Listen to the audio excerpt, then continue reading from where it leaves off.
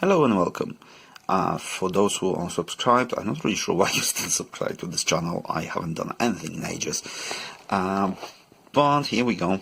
I'm building a new piece and I need to find a way to make like a sandstone walls, and decided to do some testing about like what to put on XPS to do it. So I'll be testing a couple of techniques where we'll be basically using a base coat as a primer of pure Mod Podge with the paint in it, to use a paint with PVA, and just primer from the airbrush.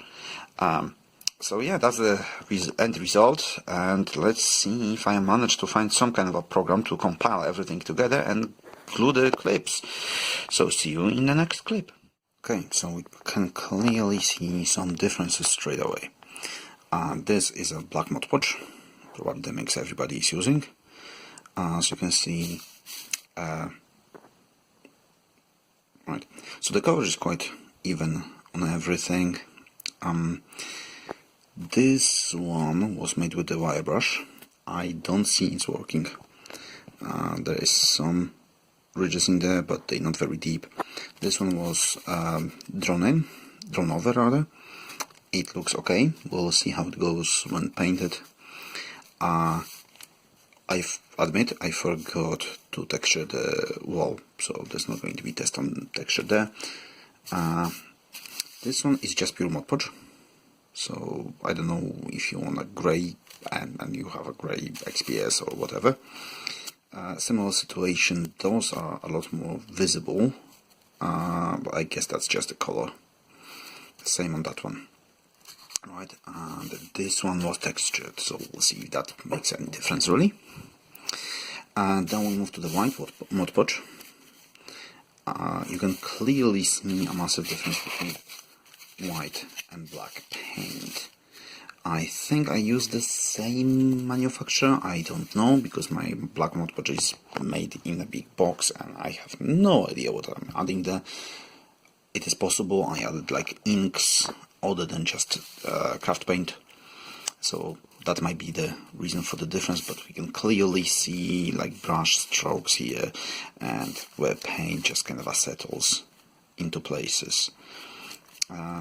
But we also can see that the ridges here are a lot more visible, or edges, edging is a lot more visible than on the black one. Might be I pressed the brush a bit harder, or it might be that I don't know, the mix was a bit different. And the last one for the test I have is actually just PVA with the paint. So if we compare these two, I think the first thing we can see, this one is not that strong on color. I think the paint mixture was same, like I don't know, 1-to-1, something like that. But it seems like it's giving a protective layer, but it doesn't cover it so much with paint. It looks just a bit more even as well. You see less brush strokes there. So my plan is going to be to try to just, paint them with normal brush, but I might actually start on my airbrush and have a look there as well. Is there going to be any difference? Maybe I'll make another one just to see an airbrush without any kind of a protection layer. No Mod Podge, no glue, nothing like that. I might actually also kind of there's a lot of brick wall, we don't need that much for a test run. I might see if sealing that with the Mod Podge or with the glue actually is going to protect it from a spray can, and we'll see how it goes. I did a couple of things really. So firstly, I just painted the primed version on all of them. Then, as I said, I did spray it with a rattle can to see does it have any protection really if we prime it first. I also, because I did the test tile for the airbrush, so I also used an airbrush to see how it behaves on a primed and non-primed material. As priming, I'm talking about using PVA or Mod Podge. So I tested that on all of them, and I painted or airbrush painted one of the tiles as well with the color. I yeah, that was first the primer and then the color. I just have leftover paint in airbrush. Don't like wasting it, so I decided to do something. So findings. So let's start first. This is the PVA tile, so it's just PVA and white paint. Then I used I don't know what it is. This is what we have. Just craft acrylic.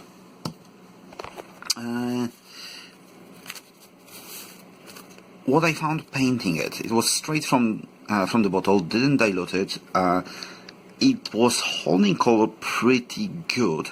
This is just 2 thin layers. So white and PVA works pretty good. You still can see the gray coming from under it. So the priming wasn't perfect, right? But probably one more layer of it and it will work. And probably if we add some wash to it, it's not going to look bad either. So this corner is the airbrush. It worked pretty good actually. It was taking the airbrush paint really nicely. As you can see, it looks pretty good. And this white is actually a rattle can. It looks pretty decent actually. So it seems like PVA and some paint is giving enough protection for a rattle can to be used and to prime the model better, let's say, or more even, or just extra, right? There is some eating, especially between the lines, but as we all know, that's going to be covered with a wash. Weirdly enough, it came pink. This foam is actually grey, and the pen I used was brown. So I don't know where the pink come from. Probably it's diluted. Actually, the solvent in a rattle can diluted the ink in a pen and changed it into pink. Interesting. So next one on the line, this one here. See, I should sign them. Yes, so that was a full color. That was a white Mod Podge. I decided because it's like white Mod Podge, black Mod Podge, that would be basically the same for the practice, for the purpose of spraying. So I just spray it white primer and then spray it with the color from the airbrush. Primer, it wasn't as good as on PVA. The problem was because Mod Podge is a bit slippery, and you can clearly see this one is more shiny than that one. So the airbrush paint was slipping off it a bit. And the same with the paint itself later. If the primer didn't hit it before, it was kind of a slipping off. But it took it okay. Right, after drying also we can see that, yes, we can see some edging into that tile. We can see nicely edging in that one. But from all those experiments, I think I will be going with that one, even if it looks kind of a comic-y, which I'm not the biggest fan of, but for the project I want it to be visible. So as long as the wash is not going to do anything magical, I think I'll be drawing these 2 tiles. So this one was just pure Mod Podge, and this one was Mod Podge and black paint. As you can see from the color, they're very similar, right? And this is around 4 layers of paint in opposition of 2 layers maximum on the white ones. So white ones have been okayish after first layer. The black and the grey, or translucent Mod Podge, no way. No way. You still can see grey color from the tile itself, even now after these 4 layers and full night of drying. So no. That will need to be mixed with the white paint if we're going with a lighter color. Right corners, again, this is the spray from the airbrush. So here you can see how it takes the primer. It doesn't cover it perfectly, but it's doing okay-ish job. Probably one more go of it and it will be fine. On a black, that's a lot more difficult. Rattle can. Right, so that's the Mod Podge with the paint. We can clearly see where the Mod Podge ended. So that's like your protection layer. But this one looks actually pretty good. Here. Right, so where it was protected from just pure Mod Podge, it looks pretty good. So that might be a way of to go if you want to rattle can something. First cover it with Mod Podge to protect it and glue everything in place, as we know, and then you can use a rattle can. Now this tile is just the foam with the drawings and pure airbrush primer, right? So you can see clearly airbrush priming gives you covering like on the top, right? It doesn't go into the edges or into the cuts really too much, but it very nicely preserves all the edging and things like that. So if you have an access to airbrush and you need something very delicate, like delicate drawings or stuff like that, I think airbrush is the way to go, right? Because it will give you the priming benefits, so the paint is going to stick to it a lot better, and you could continue with airbrushing it with paint as well, which will give you that lovely dusting really of color and protect all the details in a lot better way than paint, because we're working with something that is really a thicker colorful water, right? Okay, I will apply washes and then come back to that, right? So let's have a look. So this is black PVA, right? Well, first finding from all of them, the wash is too harsh. The wash is too strong for the effect I'm looking for. So I will need to weaken the wash, or I will need to find another way around, which I actually might have found. Anyway, so this on the left is going to be my homemade brown wash. The next one is Vallejo sepia wash. Then I have a Vallejo rust and homemade black, right? Just to compare. Sepia is definitely, you can see clearly how strong the Vallejo sepia is, and that's straight from the bottle, right? It changed to brown, and it was this kind of a sandy kind of color beforehand. So you need to be very careful if you're using the branded washes. Test it first, because some of them are really, really strong. So as I said, none of them looks pretty as I would like, but we have a couple of comparisons of colors, and we can also have a look on the beams. And it seems, I think I just didn't press hard enough on that one on the first try, because this one looks pretty okay-ish. If we look on a bit on the angle, it looks like damage to wood, which I like, so I might go with something like that.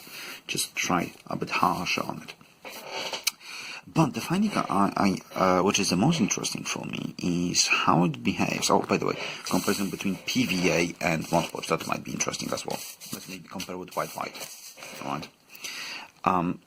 So you can see here we have a bit more pulls, and it goes into crevices. This one is more like a uniform changing color. I wonder, is that because this one is more slippery because of that advantage to the Modpodge, or I just went a bit more harsh on it with the stippling for the stone effect. But that's how they compare. Now, those two though, so those are two whites, pure Mod Podge and the one with PVA and paint. Especially that one is interesting. I'm interested in that part. So if you remember, this is the part where I just spray rattle can primer over the Mod Podge itself, and it looks really, really nice actually. Hopefully the camera is showing that. It did change the color of the whole tile, whole brick, right? It goes into crevices as I would like. So I'm thinking actually going that way. Paint everything with just pure Mod Podge, rattle can it with a white primer, and then make like yellowish, browny kind of wash and go all over it, or maybe even airbrush that wash over it. Haven't tried that. Anyway, painting would be probably better because it will go more into crevices. We'll see. Anyway, the point is, it's a lot better color and more natural because you have those variation between like deepers and others, and still smooth. with this, I would need to play a lot with the background color or dilute the wash a lot, and then the wash is just to darken it a bit. It's like, this is just basically faster. It's like one step less. And if we have some small damage in it, it's not looking that horribly bad, right? It might be just a damage to the brick itself. Unfortunately, it's going dark rather than pale or beige. Yeah, so that might be the way to go. I probably will try it on like one tile, just to see if it's really working, and then use it for everything else. So yes, that's the comparison of different ways. Oh, by the way, I just tested with one color on the airbrush tile. As you can see, this black is looking a lot different on that than on those.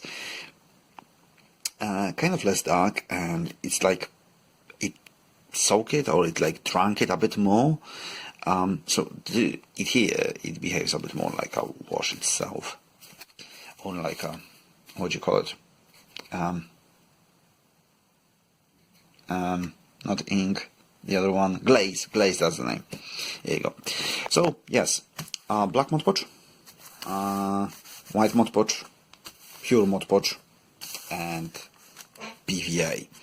So seems like you could skip Mod Podge for PVA if you don't have it. It still works, but as expected, if you're going with a bright color, go with white into the Mod Podge or PVA. If you're going with the dark color grays, then black Mod Podge is pretty good because you have that black background which works like a shading straight away.